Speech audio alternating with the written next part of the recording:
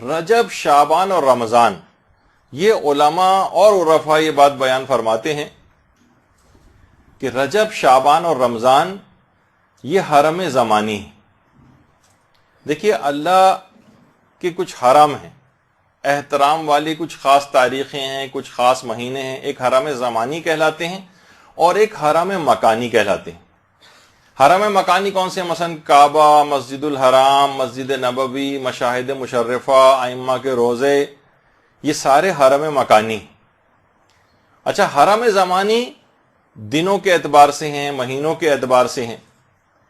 جب بھی علماء فرماتے ہیں کہ جو خاص طور پر شعبان کا مہینہ ہے، یہ سیر و سلوک کا مہینہ ہے، اس میں کوئی شخص چاہے تو اپنی روحانیت کو بہت اوپر لے جا سکتا ہے، اس میں اپنی عرفانیات کو بہت اوپر لے جا سکتا ہے، اس میں اپنی روح کو بہت علو اور بلندی جو ہے عطا کروا سکتا ہے۔ یعنی پورے سال یہ موقع اس کو نہیں ملے گا۔ رمضان تو خیر حقیقی طور پر ایک آئے گا ہی مہینہ اس کے پاس، لیکن جو اس سے پہلے جو پریپریشن والے دن ہیں تو اس میں رجب اور شعبان، اور اس میں بھی شعبان خاص طور پہ علماء نے فرمایا کہ سیر و سلوک کا مہینہ۔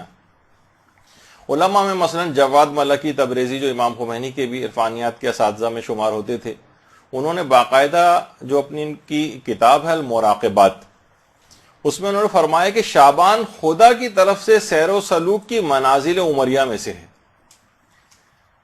اور ابھی آپ نے سنا تھا، ابھی پیغمبر کی جو روایت اسامہ بن زید کے حوالے سے سنائی تھی کہ انہوں نے کہا تھا آپ کچھ خاص اس مہینے کے اندر جس طرح سے روزے رکھتے ہیں اور کسی مہینے میں نہیں رکھتے، تو پیغمبر نے فرمایا تھا کہ اللہ کی بارگاہ میں اس میں اعمال بلند ہوتے ہیں۔ یہ اسی سیر و سلوک کی طرف پیغمبر نے اشارہ کیا تھا، اور میں چاہتا ہوں کہ جس وقت میرے اعمال بلند ہوں تو میں روزے کی حالت میں ہوں۔ تو وہ فرماتے ہیں کہ سالک کے جو اعمال ہیں، یعنی جو سیر و سلوک کے منازل طے کرنا چاہتا ہے، روحانیت اپنی قوی کرنا چاہتا ہے، تو وہ خود اس کے اعمال بھی اور وہ خود بھی بہت بلندی حاصل کرتا ہے۔ اور اسی طریقے سے جو آیت اللہ علی آقا قاضی، جو کہ محمد حسین طباطبائی کے بھی اساتذہ میں سے تھے، آیت اللہ بہجت کے اساتذہ میں سے تھے، آقا خوئی کے اساتذہ میں سے تھے، روحانیت کے اعتبار سے، یہ تو خاص طور پر لوگوں کو اور اپنے شاگردوں کو شعبان سے بھرپور استفادے کا حکم دیتے تھے، اور کہتے تھے کہ ان مہینوں کے اعمال سیر و سلوک اور عرفانیات کی راہوں کو کشادہ کر دیتے ہیں۔ یعنی ابھی آگے چل کر جو ہم چیزیں بیان کرنے والے ہیں، ابھی تھوڑا انتظار کر لیجئے ورنہ بالکل کولنگ ختم ہو جائے گی اس کی اگر پنکھے چلائے۔ اچھا، تو اور کہتے تھے کہ خبردار ہو جاؤ، ہوشیار ہو جاؤ، متوجہ ہو جاؤ، ہم خلوت کے مہینے میں داخل ہو گئے۔ شعبان کے لیے کہتے تھے ہم خلوت کے مہینے میں داخل ہو گئے ہیں، اب فضولیات اور بیجا مصروفیات کو ترک کر دو۔ یعنی واقعتاً شعبان ایسا مہینہ ہے کہ یہ فضول قسم کے تعلقات، فضول قسم کی باتوں کے لیے مہینہ نہیں۔ وہ فرماتے تھے متوجہ ہو جاؤ، ہم خلوت کے مہینے میں داخل ہو گئے ہیں، اب بیجا مصروفیات کو ترک کر دو اور خلوت میں اللہ سے لو لگانے کے لیے تیار ہو جاؤ۔ فرماتے تھے کہ جو بھی اس خلوت قدے میں داخل ہو اس کے لیے ضروری ہے کہ وہ محرمات الہی سے اجتناب کرے۔ ایسے ہی جیسے آپ خانہ کعبہ میں آپ داخل ہو رہی ہیں، آپ مسجد نبوی میں داخل ہو رہی ہیں، وہاں جا کر کوئی حرام کام کرنے لگے، انہوں نے کہا یہ حرم زمانی ہے۔ وہ ٹھیک ہے، وہ حرم مکانی تھا، یہ حرم زمانی ہے، یہاں پر محرمات سے اجتناب کرنا لازم ہے، یہ احترام والے انتہائی مہینے میں آپ داخل ہو گئیں۔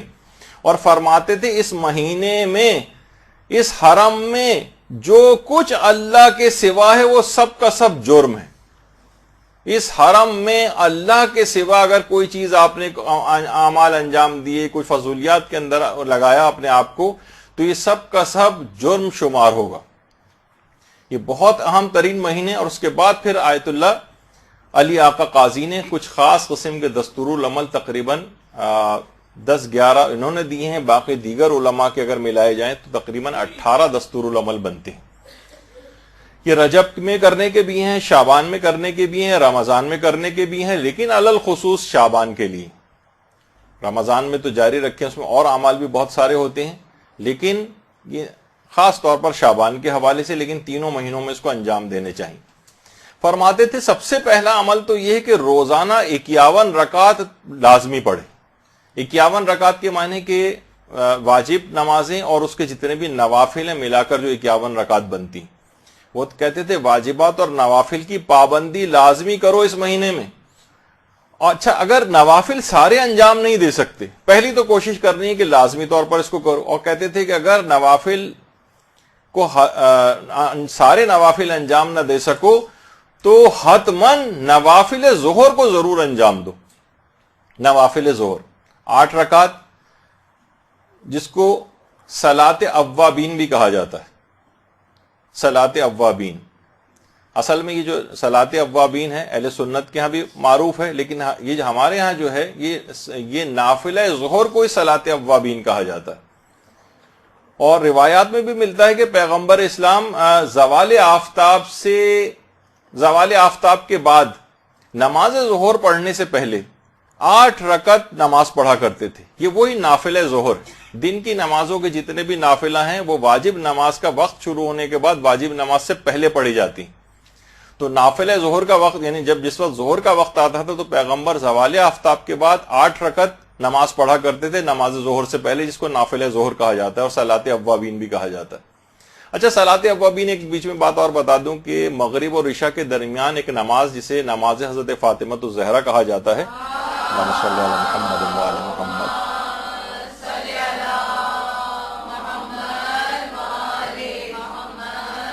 وہ 4 رکعت کی نماز ہے، اس کو بھی صلاۃ اوابین کہتے ہیں، جو مغرب اور عشاء کے درمیان میں پڑھی جاتی ہے اور جس میں الحمد کے بعد 50 مرتبہ سورہ توحید پڑھی جاتی۔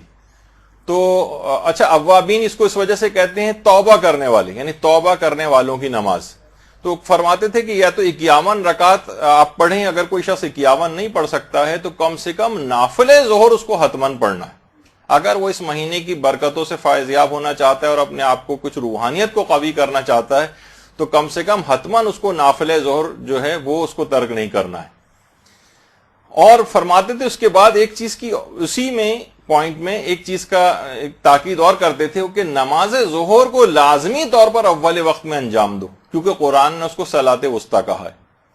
تو بہرحال یہ ایک پہلا عمل ہے کہ انسان 51 رکعت جو ہے وہ نماز پڑھے، اور نافلہ سارے نہ پڑھ سکے تو نافلہ ظہر کم سے کم ضرور پڑھے اور نماز ظہر کو اول وقت میں انجام دے۔ دوسرا پوائنٹ یہ ہے اس دستور العمل کا کہ نافلہ شب کو لازمی طور پر نماز شب کو اس شعبان کے مہینے میں ہرگز نہ چھوڑے۔ وہ فرماتے تھے کہ حیرت ہوتی ہے مجھے اس شخص پر جو آخرت میں بڑے مقام کو حاصل کرنا چاہتا ہے پھر بھی وہ نماز شب سے بے توجہ رہتا ہے۔ اور فرماتے تھے میں نے آج تک نہ کسی ایسے شخص کے متعلق سنا ہے، نہ میں نے آج تک ایسے کسی شخص کو دیکھا ہے جس نے کوئی بھی مرتبہ کمال اور روحانیت نماز شب پڑھے بغیر حاصل کیا ہو۔ میرے علم میں کہہ رہے تھے کوئی نہ میں نے سنا نہ دیکھا آج تک کسی ایسے شخص کے متعلق۔ اس کا مطلب ہے کہ آخرت میں بڑا مقام کوئی شخص حاصل کر ہی نہیں سکتا، وہاں پہ آپ کو ادنا جنت پہنچ بھی گیا تو ادنا ترین درجوں میں نظر آئے گا کہ جو کہ نماز شب کا پابند نہیں۔ یہ خصوصیت کے ساتھ بات انہوں نے کہی کہ نافلہ شب 11 رکعت ہے، 11 رکعت کو انجام دیں۔ مشکل سے 6 7 8 منٹ اس کے اندر لگتے ہیں، اگر آپ صرف الحمد کے اوپر بھی اکتفا کریں تو بہت کم وقت اس کے اندر لگتا ہے۔ تو نافلہ شب کو لازمی، ورنہ اگر 11 رکعت نہ پڑھ سکیں تو 3 رکعت بھی نہ پڑھ سکیں تو کم سے کم 1 رکعت کچھ تو اس میں شمار ہو جائے۔ تو بہرحال نافلہ شب کوشش تو کریں گے 11 رکعت ہی۔ پھر فرماتے تھے جس قدر بھی ممکن ہو سکے تلاوت قرآن اس مہینے میں روزانہ کریں، اور کہتے تھے خاص طور پر شعبان کے مہینے میں رات میں تلاوت قرآن کرنا، ویسے تو دن میں بھی کسی بھی وقت کریں لیکن رات میں تلاوت قرآن خاص طور پر کرنا۔ اور کہتے تھے کہ اسے مومنین کو اس میں شراب طہورہ، جو جنت کی شراب ہے، یعنی وہ والی لذت بخش اس کے لیے کہ رات میں شعبان کی راتوں میں اگر اس کی قرآن کی تلاوت کی جائے۔ اور اس کے بعد فرماتے تھے چوتھا نقطہ ہی کہ زیادہ سے زیادہ اذکار الہی میں اس کی زبان مصروف رہے اس مہینے میں۔ خاص طور پر فرماتے تھے کہ ذکر یونسیہ 500 یا 1000 مرتبہ روزانہ انجام دیں، روزانہ 500 یا 1000 مرتبہ لا الہ الا انت سبحانک انی کنت من الظالمین۔ تو 500 دفعہ یا 1000 مرتبہ، اور اس سے ہٹ کر بھی یہ تو ظاہر ایک مخصوص وقت میں ہو جائے گا، لیکن اس کے علاوہ بھی مسلسل زبان کو اپنی اذکار الہی میں مصروف رکھیں۔ اس کے بعد فرماتے تھے اگلا نقطہ 5واں کہ اگر ہو سکے تو مشاہد مشرفہ کی زیارت، اور یہ نہ ہو سکے تو کم سے کم جتنی بھی مساجد میں حاضری اس مہینے میں ہو سکے وہ کرے۔ فرماتے تھے کہ مومن کا دل مسجد کے اندر اسی طریقے سے لگتا ہے جیسے روایتوں میں ہے کہ جیسے مچھلی جو ہے وہ دریا میں جس طرح ایک سکون محسوس کرتی۔ تو بہرحال مشاہد مشرفہ کی زیارت لوگ اس میں جاتے ہیں، جتنی بھی زیادہ جگہوں کے اوپر جا سکیں، نہیں جا سکتے تو مساجد میں، اور اس میں خواتین کو اگر اس کی سہولیات نہیں ہیں تو ظاہر ہے کہ یہ والا پوائنٹ اس لحاظ سے مائنس ہو جائے گا، ان کے لیے گھر ہی گویا بمنزل مسجد کے ہو جائے گا، اور وہی ان کے لیے ثواب انشاءاللہ پروردگار دے گا۔ پھر فرماتے تھے کہ خاص طور پر، ویسے تو عام زندگی میں بھی بہت تاکید ہے، لیکن تسبیح حضرت فاطمہ الزہرا سلام اللہ علیہ وسلم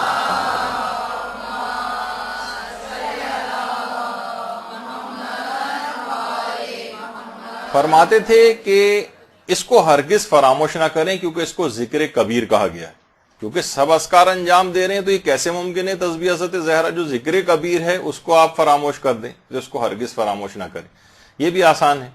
پھر فرماتے تھے کہ وظائف مہم، یعنی بہت اہم وظیفوں میں سے ہے کہ سالک، یعنی جو بھی روحانیت اپنی قوی کرنا چاہتا ہے اور سیر و سلوک کے منازل طے کرنا چاہتا ہے، اس کے اہم ترین وظائف میں سے یہ بات لازم ہے کہ وہ روزانہ دعائے فرج امام زمانہ علیہ السلام جو ہے وہ پڑھے۔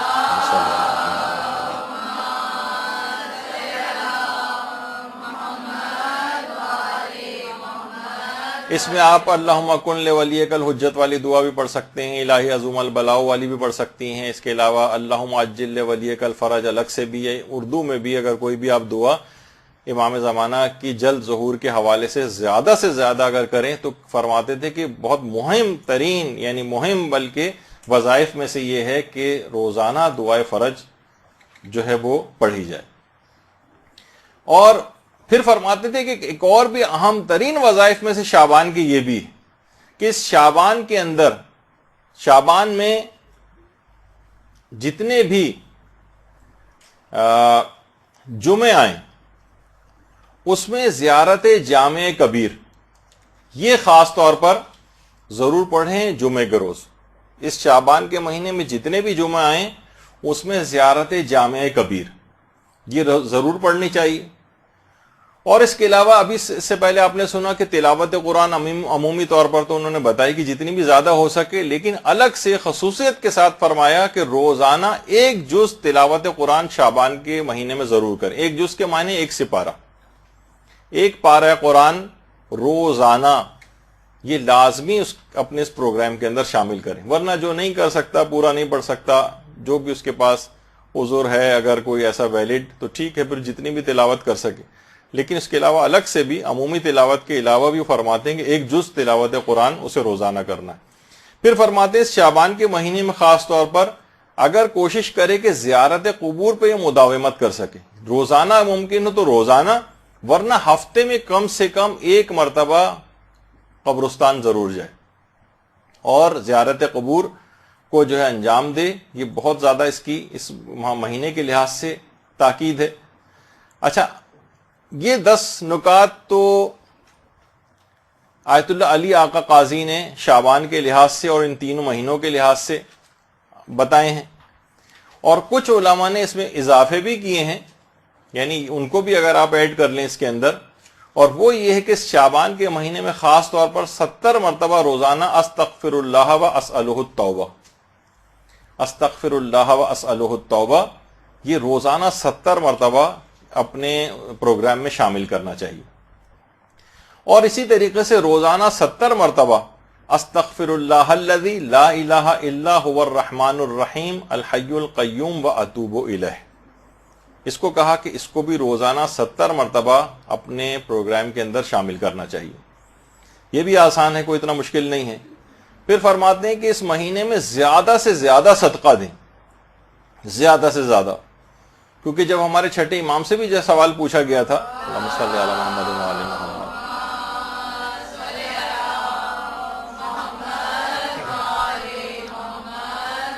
کہ ماہ شعبان کا بہترین عمل کیا ہے، تو امام نے فرمایا تھا صدقہ اور استغفار۔ تو ابھی آپ نے اس سے پہلے استغفار استغفر اللہ الذی استغفر اللہ و اسألہ التوبہ وہ اسی سلسلے کا ہے کہ ماہ شعبان کے بہترین اعمال میں سے استغفار ہے اور صدقہ دینا. امام فرماتے ہیں جو شعبان میں صدقہ دے گا خدا اس صدقے کو اس طریقے سے اس میں اضافہ کرے گا جیسے تم اپنے اونٹ کے بچے کو پال پوس کر ایک قوی الجثہ جو ہے ایک اونٹ کی شکل میں تبدیل کرتے ہو. تو یہ صدقہ بھی قیامت کے دن اوڑ پہاڑ کی مثال ہو جائے گا, یعنی اتنا عظیم ثواب رکھے گا کہ انسان حیران رہ جائے گا ماہ شعبان میں خصوصیت کے ساتھ صدقہ دینے کا جو یہ عمل ہے. اور اس پورے مہینے میں اس کو آپ ڈیوائیڈ کر سکتے ہیں, پورے مہینے میں 1000 مرتبہ لا الہ الا اللہ ولا نعبد الا ایاہ مخلصین لہ الدین ولو کرہ المشرکون. تو اس طرح سے ڈیوائیڈ کر لیں کہ پورے مہینے کے اوپر کچھ خاص عدد یہ پھیل جائے اور پورے مہینے میں ملا کر 1000 دفعہ مکمل ہو جائے. اور کوئی اگر ہمت کرے اور روزانہ بھی 1000 دفعہ پڑھ لے تو کیا ہی کہنا, کیا عظیم ثواب اس کو ملے گا. تو بہرحال یہ 14واں اس کا ایک عمل ہے جو کہ اس مہینے کے اندر خصوصیت کے ساتھ ہے. اور اچھا اس کے بعد زیادہ سے زیادہ اس مہینے میں درود پڑھنا. اللہم صلی علی محمد وعلی محمد.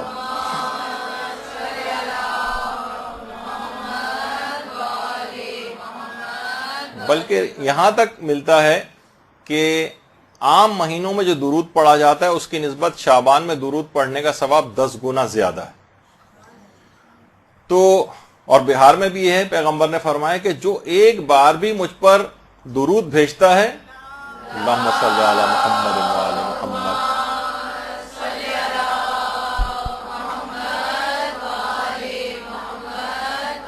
تو فقط ایک بار درود بھیجنے کی وجہ سے پروردگار عالم اس کو عافیت عطا کرے گا اور اس کی تمام پریشانیوں کو دور کر دے گا, فقط ایک بار بھی. اللہم صلی علی محمد.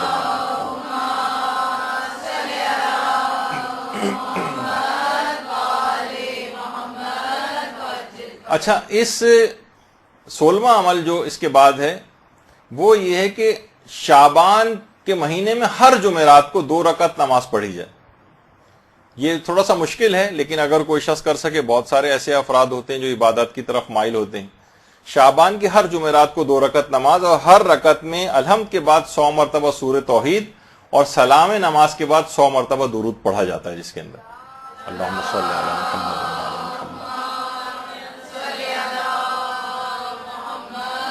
وعلی محمد. تو یہ بہت خاص اس کا ایک عمل ہے. اور اس کے علاوہ اس پورے شعبان میں روزانہ روزہ رکھا جائے اور جتنے ورنہ 3 دن یا جتنے بھی دن اس کے لیے ممکن ہو اس میں روزہ رکھا جائے, اس کا بھی بہت زیادہ ثواب ہے. اور 18واں عمل اس کے اندر جو بتایا گیا ہے وہ صلوات شعبانیہ ہے. یہ دعائے امام سجاد علیہ الصلوۃ والسلام.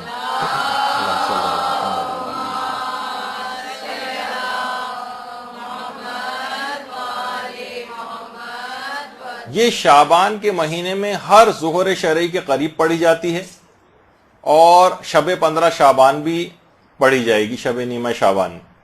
لیکن زیادہ بہتر یہ ہے کہ علماء فرماتے ہیں اسے ظہر اور عصر کے درمیان میں اس کو پڑھا جائے صلوات شعبانیہ کو.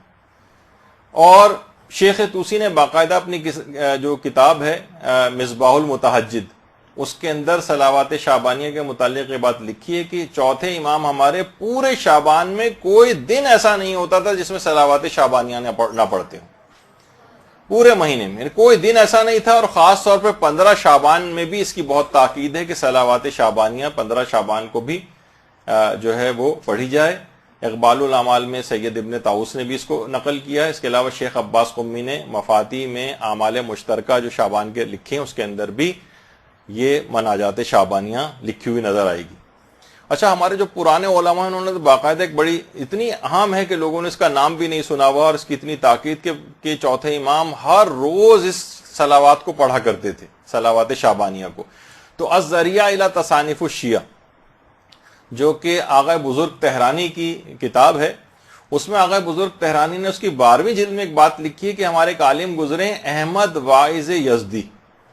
احمد واعظ یزدی انہوں نے یہ جو صلوات شعبانیہ ہے اس کی شرح لکھی ہے شرح دعائے شجرت النبوہ کے نام سے, کیونکہ اس میں یہ جملہ آتا ہے شجرت النبوہ اس کا نام ہے.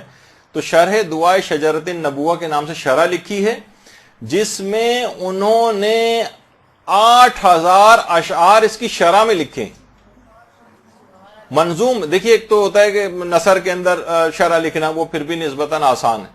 یہ جو ایک صفحے کی آپ کو نظر آ رہی تھی مناجات شعبانیہ، اس کی شرح میں 8000 اشعار انہوں نے، احمد واعظ یزدی نے اس کی پوری کتاب لکھی ہے اور اس کی شرح میں لکھی. تو انتہائی اہم ہے. اس میں باقاعدہ اگر اس کا آپ ترجمہ بھی پڑھیں، صلوات میں غریبوں اور فقیروں کی مدد کرنے کی توفیق مانگی گئی ہے کہ میں غریبوں اور فقیروں کی مدد کر سکوں، اس بات کی توفیق عطا فرما، اور حقوق اہل بیت ادا کرنے اور ان کی اطاعت کی توفیق مانگی گئی ہے اس کے اندر. اور پروردگار سے عافیت اور رحمت الہی کو طلب کیا گیا ہے اس دعا میں.